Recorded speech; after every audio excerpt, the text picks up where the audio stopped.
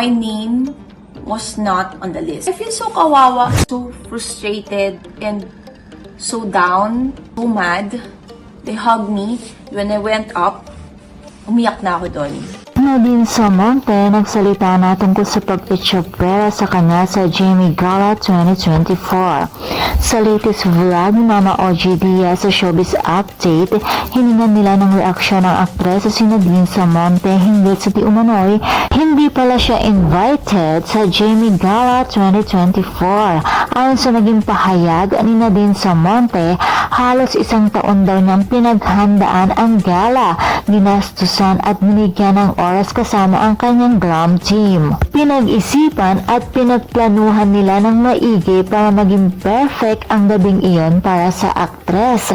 Subalit tila isang bangungot ang nangyari kay Nadine dahil wala daw pala ang kanyang pangalan sa guest list. Kaya naman nagulat ito at tila nanlumo siya at naawa siya sa kanyang sarili. Sumama ang loob ng aktres. Pakiramdam daw nito ay pinilit na lamang siyang papasukin at maupo sa isang table sa sulok kasama ang dalawang lalaking hindi niya kilala.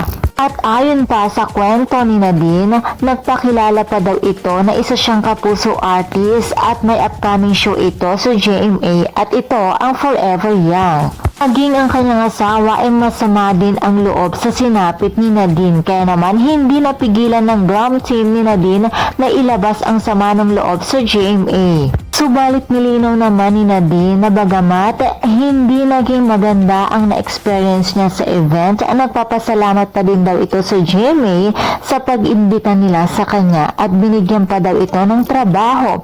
Nanawagan naman siya sa production ng namamahala sa big event na sana lamang daw ay maging fair sila.